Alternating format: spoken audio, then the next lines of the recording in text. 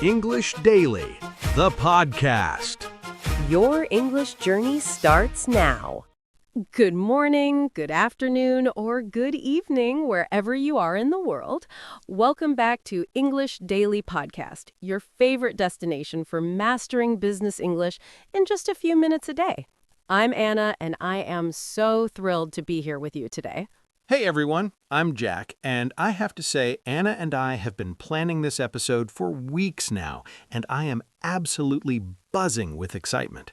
We have something really special for you today, something that reflects the way the workplace is absolutely transforming right in front of our eyes. That's right, Jack. Today we're diving into a topic that is literally reshaping how we think about careers, learning, and professional development. We're talking about niche EdTech, specifically the vocabulary you'll need to talk about reskilling and continuous learning in the modern workplace. And here's what makes this episode unique, folks. We're not just giving you random vocabulary words. No. We're grounding everything in two massive trends that are defining 2026 and beyond: smart manufacturing and the new workforce. These aren't just buzzwords, they're your future, and understanding the English vocabulary around them is going to give you a tremendous advantage. Absolutely. Whether you're looking to advance in your career, switch industries, or just stay relevant in today's rapidly evolving job market, this episode is packed with the exact phrases and expressions you'll need. And we promise you, by the end of today's episode, you'll feel so much more confident when you encounter these terms in English language meetings, articles, or professional conversations. And here's my personal commitment to you, our listeners.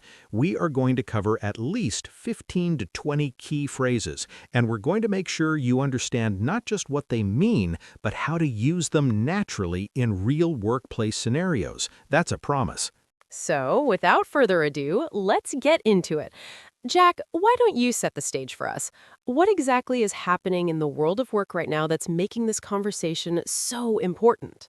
Anna, let me start with a story. Last month, I was having coffee with my cousin Michael, and he's been working in automotive manufacturing for 15 years. 15 years! And you know what he told me? He said, "Jack, I'm terrified. The factory I work in is becoming completely automated, and I never learned any of this digital stuff." Can you imagine that feeling? It's heartbreaking, honestly. Oh, that's so real, Jack. And I think millions of workers around the world are feeling exactly that right now. But here's the beautiful thing. This is where reskilling comes in, right? And that's actually the perfect first term for our listeners. Reskilling basically means learning completely new skills so you can do a different job or handle different responsibilities. It's not just about improving what you already do, it's about transforming your entire skill set. Exactly. And you know what I love about the word reskilling? It carries this sense of hope, this idea that it's never too late. You're not starting from zero, you're building on everything you've learned over the years, but now you're adding something completely new. Like, think about it, a factory worker who learns how to operate and maintain robots. That's not just a job, it's a complete career transformation. And that connects perfectly to our next concept, which is continuous learning. Now, continuous learning is slightly different from reskilling. It's more about ongoing professional development throughout your entire career. You never stop learning, you never stop growing. And in 2026, this is absolutely essential. The skills you learned 5 years ago, they're already outdated. The World Economic Forum is constantly telling us that the half-life of skills is getting shorter and shorter. That's such an important point, Anna. Continuous learning really is about adopting that growth mindset, the belief that you can always learn, you can always improve. And you know what? I personally have made a commitment to learn something new every single month. Right now, I'm taking an online course on data analytics, and honestly, it's challenging but incredibly rewarding. I told my boss about it, and she was so impressed that she's now encouraging her entire team to do the same. That's wonderful, Jack, and that's exactly the kind of initiative that modern employers are looking for. They want people who are self-motivated, who take ownership of their own development. So when you talk about continuous learning in a job interview, it shows that you're proactive, that you're forward thinking, that you're not just waiting for someone to tell you what to do. You know, Anna, thinking about smart manufacturing specifically, this is where reskilling becomes absolutely critical. Smart manufacturing is basically the future of production, where everything is connected, automated, and data-driven. And the workers who thrive in this environment are the ones who can work alongside these intelligent systems, who can analyze the data they produce, who can troubleshoot when things go wrong. That's not traditional manufacturing work at all. Exactly. Smart manufacturing involves things like Internet of Things sensors on every machine, artificial intelligence that predicts when equipment needs maintenance, digital twins that let engineers test processes before implementing them. It's absolutely fascinating, but it also means that the workforce needs to evolve. Workers need to become comfortable with technology in ways they never had to before. Let me give you a concrete example, folks. In a traditional factory, you might have a quality control inspector who manually checks products for defects. In a smart manufacturing facility, that same role might involve monitoring AI-powered vision systems that automatically detect defects at lightning speed. The human worker is still there, but their job has transformed completely. They need to understand how to use the software, how to interpret the data, how to make decisions when the AI flags something unusual. And this is why reskilling programs are so vital right now. Companies are investing billions in helping their workers transition to these new roles. And as an English learner, being able to talk about this process, being able to say, I'm undergoing reskilling or I'm participating in a continuous learning program, that's going to make you stand out in any professional setting. So Anna, let's talk about the tools that make all this possible. I mean, we keep talking about reskilling and continuous learning, but how are people actually doing it in 2026? What's the EdTech landscape like? Oh, Jack, the EdTech landscape in 2026 is absolutely remarkable. It's evolved so much, even from just a few years ago. We have adaptive learning platforms that actually adjust to your learning style and pace. We have virtual reality training simulations that let you practice dangerous or expensive procedures in a safe environment. We have AI-powered tutoring systems that provide instant feedback. It's truly incredible. I have to share my personal experience here, Anna. I recently used a VR training program to learn how to operate a CNC machine. That's a computer numerically controlled machine, for those who don't know. And honestly, it was like playing a video game. I could practice as many times as I wanted without wasting any materials. The system tracked every mistake I made and gave me personalized recommendations for improvement. It was so effective that I recommended it to my entire team at work. That's such a great example, Jack. And you just used two more key terms, CNC machine and adaptive learning. Let me break those down for our listeners. Adaptive learning refers to educational technology that adjusts to the learner's performance. So if you're struggling with a particular concept, the system gives you more practice. If you're mastering something quickly, it moves you ahead. It's like having a personal tutor who knows exactly what you need. And CNC machine, that's short for computer numerical control. These are machines that are controlled by computers and are absolutely central to modern manufacturing.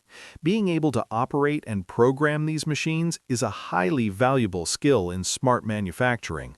And the vocabulary around this, terms like machining, toolpath, G-code, these are all things that workers are learning now.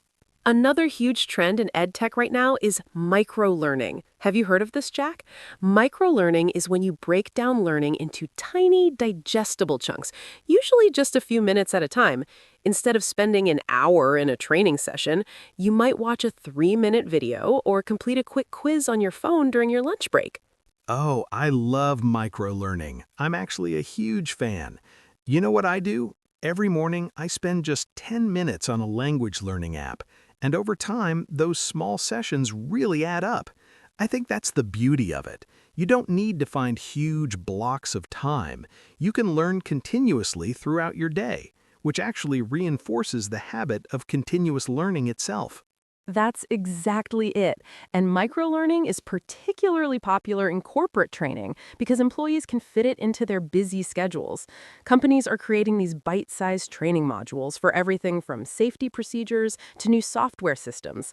And as an English learner, you can actually use microlearning to improve your business English vocabulary too. There are apps and platforms designed specifically for that.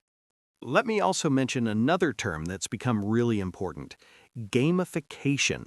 Gamification is when you apply game elements, things like points, badges, leaderboards, challenges, to non-game contexts, like learning. And it's been incredibly effective in EdTech.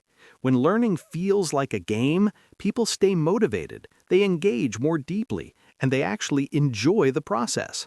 Absolutely. I know several platforms that have completely gamified their learning experiences, and the completion rates are so much higher than traditional training methods.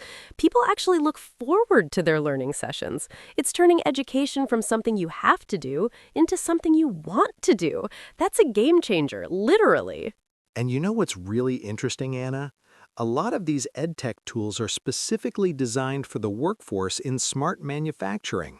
There are platforms where workers can learn about industrial IoT, that's the Internet of Things applied to industrial settings, robotics programming, data analytics for manufacturing, predictive maintenance. The list goes on and on. That's such an important point, Jack. And all of these are creating entirely new career paths. You can now become an industrial IoT specialist, or a manufacturing data analyst, or a robotics technician. These jobs didn't exist a decade ago. And the vocabulary around these roles is becoming essential for anyone working in or wanting to enter smart manufacturing. You know, Anna, I think it's really important that we don't lose sight of the human element in all of this.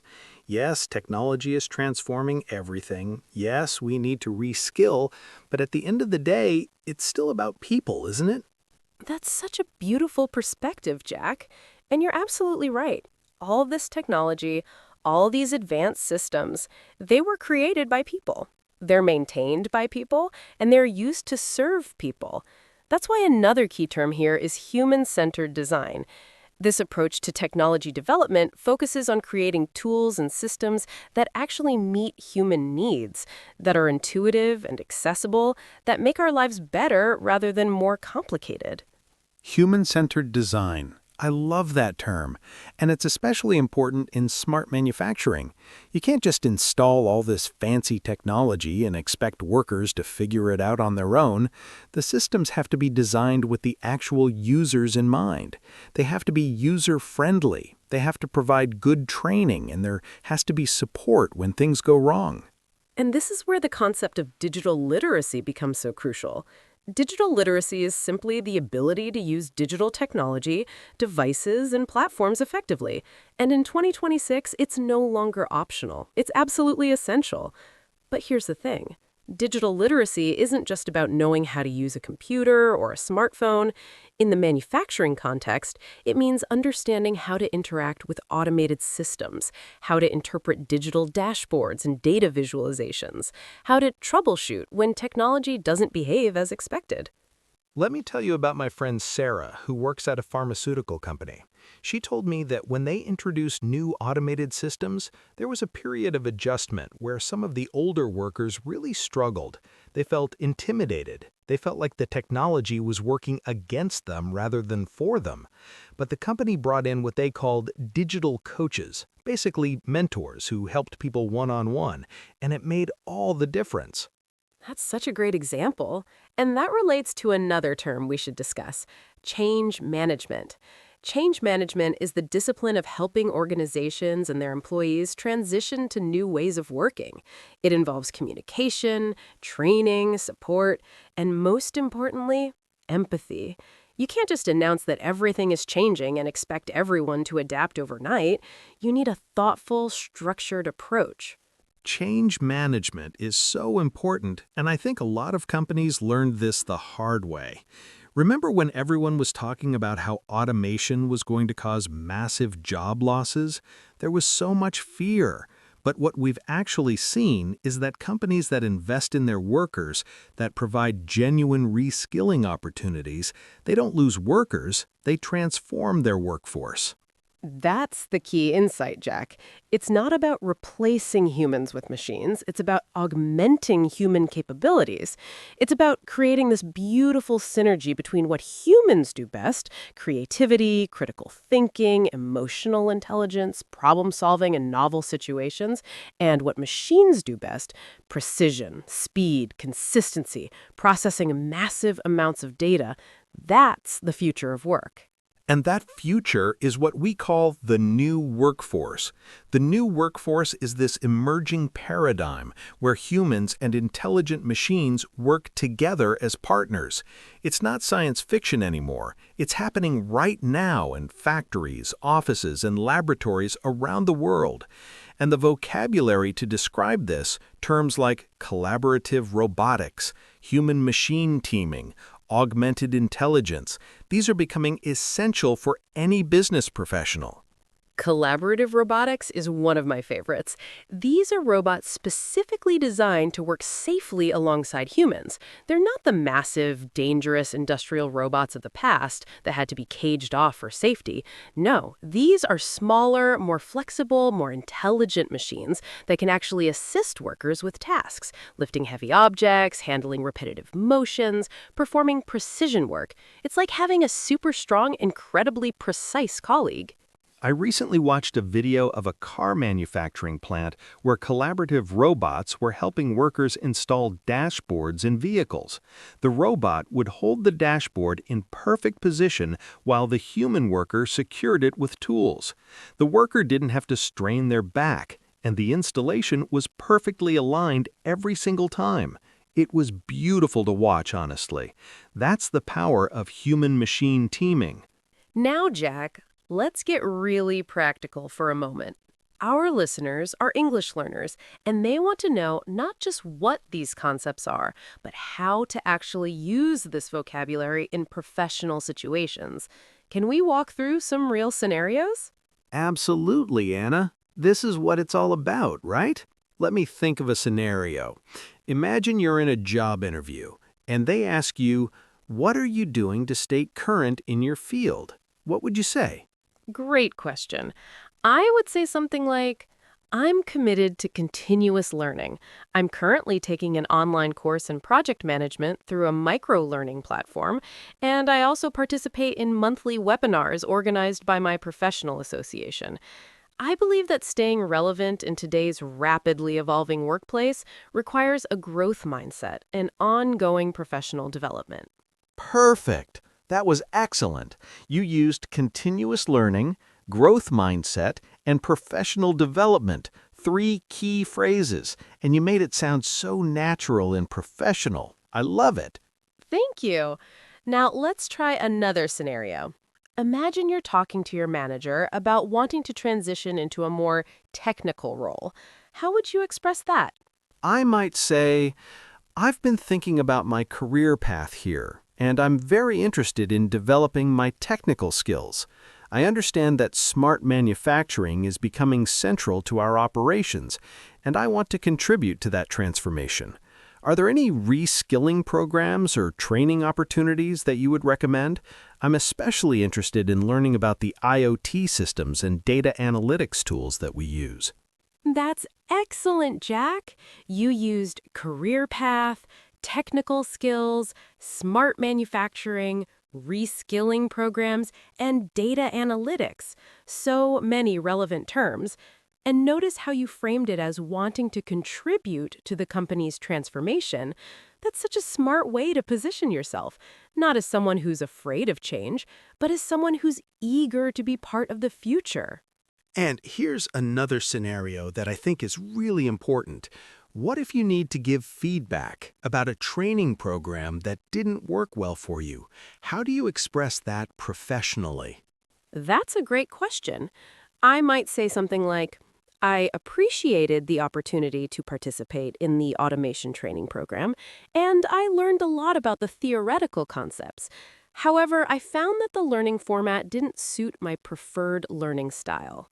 Would it be possible to explore some alternative approaches? Perhaps more hands-on simulations or microlearning modules. I want to make sure I'm getting the most out of the reskilling initiative. Oh, that was so diplomatic and professional. You used learning format, preferred learning style, hands-on simulations, micro-learning modules, and reskilling initiative. And you framed it constructively. You appreciated the opportunity, you learned something, but you're suggesting improvements. That's exactly the kind of professional communication that employers value. And here's another scenario. What if you're in a meeting and they start discussing the company's upskilling strategy? You want to contribute to the conversation with informed opinions. I might say, based on what I've read, I think our upskilling strategy should include a strong emphasis on digital literacy across all levels of the organization. We should also consider implementing adaptive learning platforms that can personalize the training experience for each employee. And additionally, I think gamification could significantly boost engagement rates. And whatever we do, we need to ensure proper change management so that no one feels left behind during this transition. That was fantastic, Jack.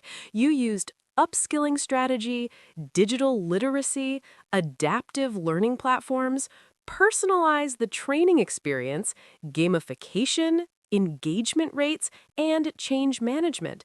That was like a masterclass in business English. I was genuinely impressed. Well, I've had a great teacher. But seriously, Anna, these scenarios are exactly what our listeners need to practice. They can take these example sentences, adapt them to their own contexts, and start using them in their own professional conversations. That's how you truly internalize vocabulary. You know, Jack, as we get deeper into this episode, I can't help but think about the bigger picture. We're not just talking about learning new skills for a specific job. We're really talking about a fundamental shift in how we think about careers and work throughout our entire lives. That's so true, Anna. The old model was you get an education, you get a job, and that education lasts you your entire career. That's completely obsolete now. The new model is you get an education, you start your career, and then you never stop learning. Your entire working life is going to involve constant reskilling and upskilling. And that's exactly why we need to talk about lifelong learning. Lifelong learning is the ongoing pursuit of knowledge and skills throughout your entire life, not just during your formal education years. And in 2026, this isn't just a nice to have, it's absolutely essential for career survival. The very concept of a job for life is basically extinct. Lifelong learning. I love that term. And you know what I find interesting? The most successful professionals I've ever met are the ones who are genuinely curious, who love to learn, who see every challenge as an opportunity to grow. It's almost like a personality trait at this point, and companies are actively seeking people like that. Let me give you another example from my own experience. My sister-in-law works in human resources, and she told me that when they're hiring now, they ask behavioral questions like, tell me about a time when you had to learn something completely new outside of your comfort zone. How did you approach it? What resources did you use? They want to see evidence of continuous learning. That's such a smart interview question, and it makes total sense. If someone has demonstrated the ability to learn and adapt in the past, they're more likely to be able to do it again and again throughout their career. This is what they mean when they talk about learnability, your capacity and willingness to learn new skills. Learnability is such an important concept, and it's especially relevant in the context of smart manufacturing and the new workforce because the technologies are evolving so quickly that you can't possibly know everything up front. What matters is knowing how to learn, having the confidence to tackle new topics, and being able to adapt as things change. This is why I always tell young professionals, don't focus just on learning specific technical skills that might become obsolete in a few years. Instead, focus on building your learnability. Learn how to learn, develop strong critical thinking skills, become comfortable with ambiguity and change. Those are the skills that will serve you for your entire career. And what does the future hold, Jack? What are the next big trends in this space that our listeners should be aware of? That's a great question, Anna. I think we're going to see even more integration of AI into learning and development. Imagine AI mentors that can answer your questions anytime, personalized learning paths that adapt in real time, VR and AR experiences that make remote training feel like being in the same room. The line between physical and digital learning is going to blur even more. That sounds amazing. And I think we're also going to see more emphasis on what I call hybrid skills, this combination of technical abilities and human skills. Yes, you need to understand the technology, but you also need to be able to communicate effectively, collaborate with diverse teams, think creatively, and lead change initiatives. Those human skills become even more valuable as the technical aspects become more automated. Absolutely. And that connects to another term that's become really important, T-shaped skills. This describes someone who has deep expertise in one area, that's the vertical line of the T, but also broad knowledge and skills across many other areas, that's the horizontal line. In the modern workplace, you need to be a T-shaped professional. That's such a useful concept. So, for example, you might be deeply expert in data analytics, that's your vertical, but you also have working knowledge of project management, communication, domain-specific manufacturing processes, and basic programming. That breadth makes you incredibly valuable because you can collaborate across different functions and contribute to diverse projects. And the beautiful thing is, you can develop T-shaped skills through continuous learning, through diverse experiences, through being curious about different topics. It's not something that happens overnight, but it's absolutely achievable for anyone who's committed to lifelong learning. Okay, everyone, it's time for our vocabulary breakdown. As promised, we're going to review at least 15 to 20 key phrases from today's episode. Let's go through them one by one, and I'll give you a quick definition and example for each. I'm ready. Let's do this systematically. Start with the most essential terms. Number one, reskilling. This means learning completely new skills to perform different job functions. Example, the company is investing heavily in reskilling programs to help workers transition to automated roles. Number two, continuous learning. This is the ongoing process of acquiring new knowledge and skills throughout your career. Example, continuous learning is essential in today's rapidly evolving workplace. Number three, smart manufacturing. This refers to the modern, technology-driven approach to production that uses automated systems and data exchange. Example, smart manufacturing is transforming factories around the world.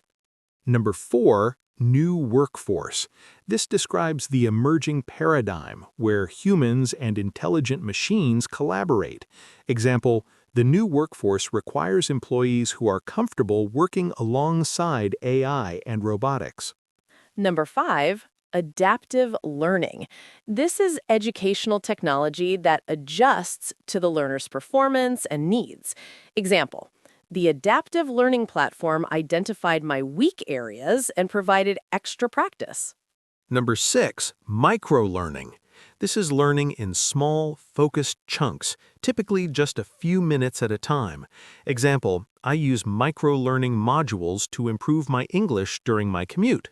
Number seven, gamification. This applies game elements to non-game contexts to increase engagement and motivation.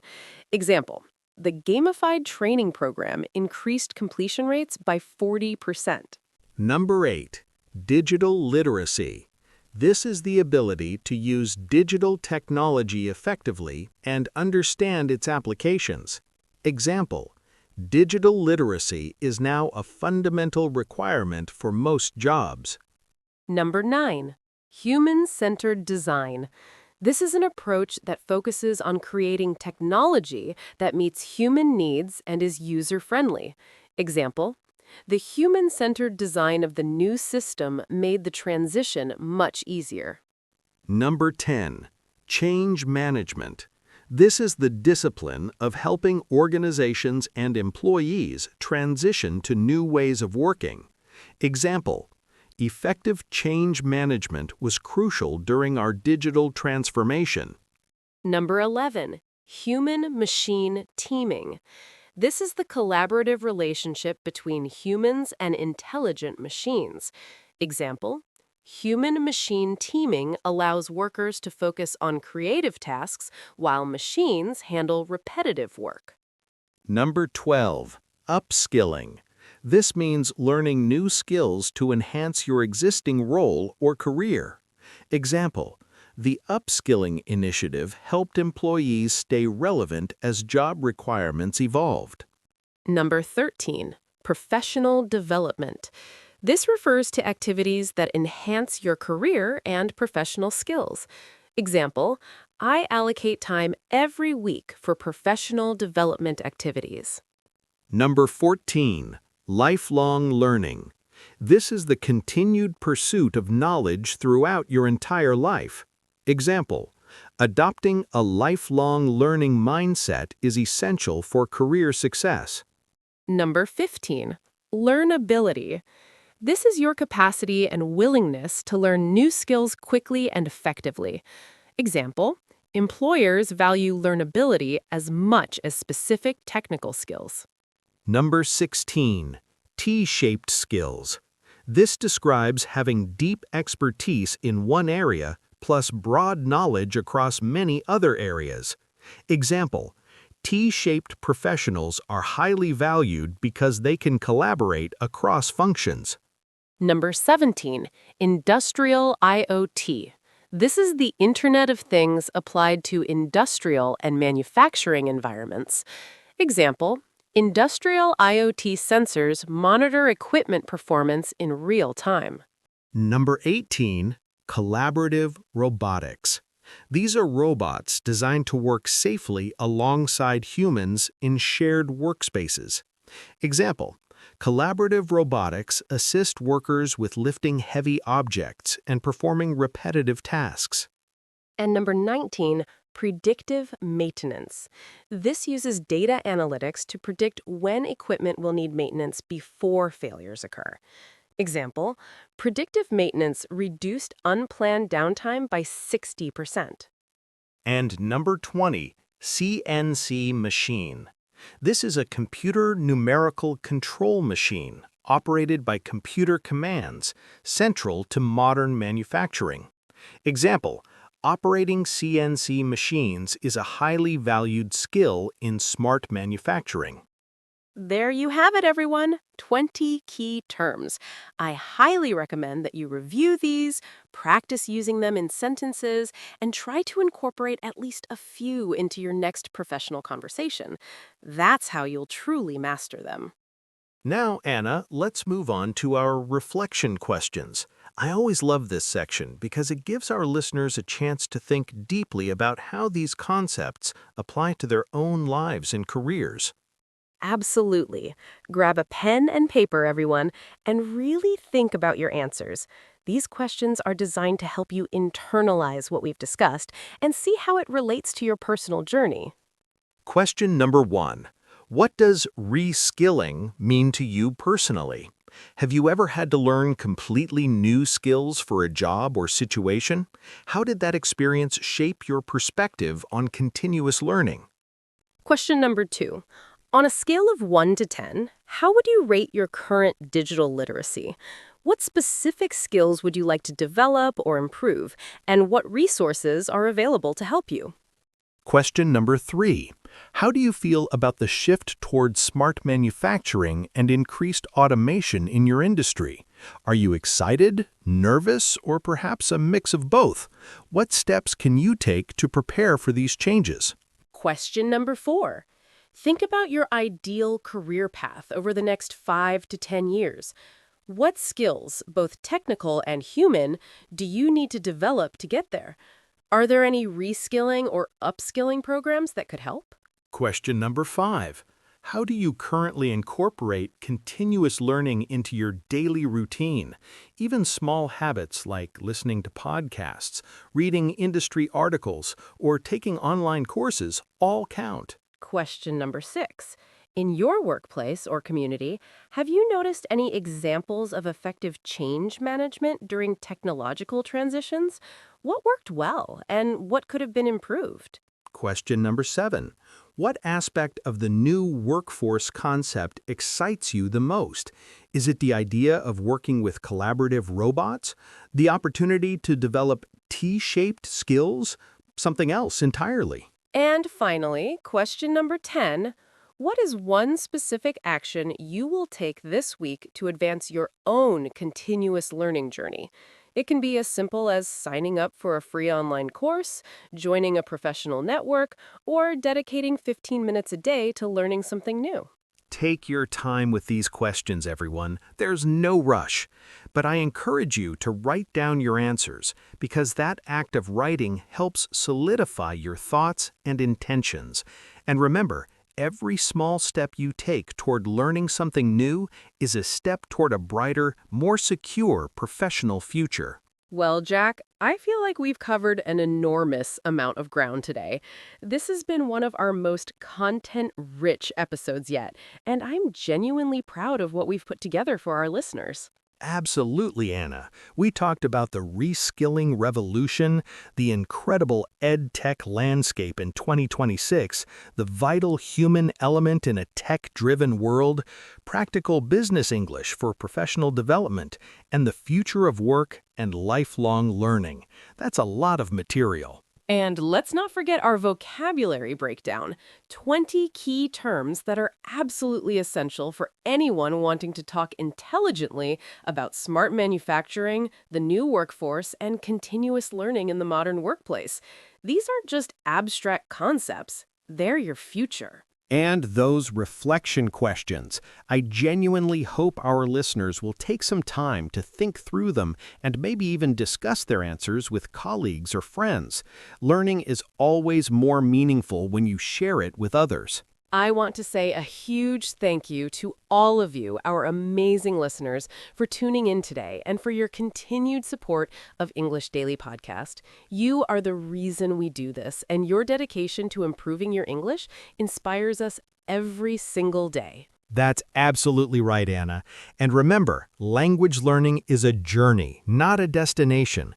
Every new word you learn, every new phrase you master, every conversation you have in English, all of that adds up to incredible growth over time.